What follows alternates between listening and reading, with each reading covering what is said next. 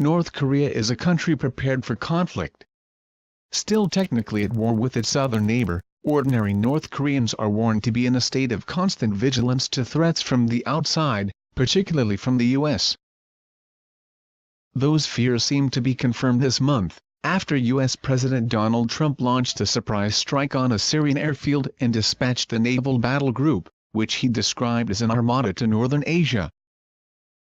Trump's saber-rattling, he has accused Pyongyang of looking for trouble, is familiar to consumers of North Korean state media, who have been warned for decades by their leaders of imminent U.S. attack and attempted regime change. The aggressive acts of war on the part of the United States are getting increasingly reckless, a North Korean official told CNN in Pyongyang this week. In response, we will continue to strengthen our self-defense capability. Looking at the country's history, paranoia over a potential U.S. attack is understandable. It's estimated that during the Korean War, American planes dropped some 625,000 tons of bombs on North Korea, more than during the entire Pacific theater of World War II, including 32,000 tons of napalm. Around 600,000 North Korean and 1 million South Korean civilians were killed, along with hundreds of thousands of troops. Curtis LeMay, an Air Force commander at the time, estimated in 1988 that U.S. planes killed 20% of the population over a period of 3 years or so. According to Blaine Harden, author of The Great Leader and the Fighter Pilot, Kim Jong-un, like his father and grandfather before him, has kept memories of the war and the bombing terrifyingly fresh.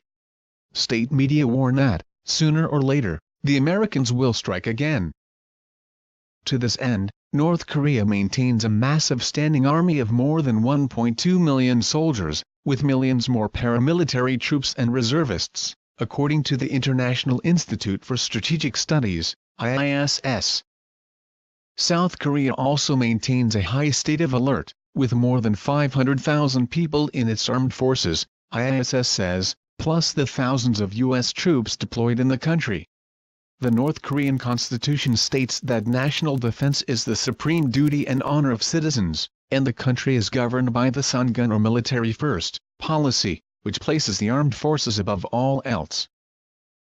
In recent years that has meant huge investment in the development and deployment of nuclear weapons and long-range ballistic missiles. Intense focus on the military in a cripplingly poor country like North Korea can cause much hardship, but Pyongyang justifies its policies based on a narrative of imminent threat from foreign forces.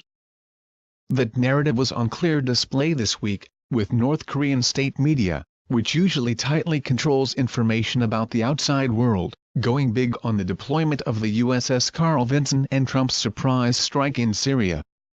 One Pyongyang resident told CNN, "We're at the brink of war, but if that happens, we'll all go to the front lines to fight the Americans." The regime has held up Trump's actions in Syria, as well as those of his predecessors in Iraq and Afghanistan, as justification for seeking to further the North Korean nuclear weapons program, which it claims is vital for defense. Previous U.S. administrations have been attacking those countries who haven't gotten nuclear weapons, and the Trump administration is no different from previous U.S. governments in pinpointing those non-nuclear states, a North Korean official told CNN. Pyongyang fears that if it was not nuclear armed, it would suffer the same fate as Syria and plunge into chaos and civil war. South of the border, the situation is much different. On Tuesday, officials sought to reassure South Koreans that the U.S. would not take unilateral action against North Korea without consulting Seoul. The United States makes it clear that it will not take a new policy or measure without consultations with us, South Korean Foreign Ministry spokesman Cho Jun-hak told reporters.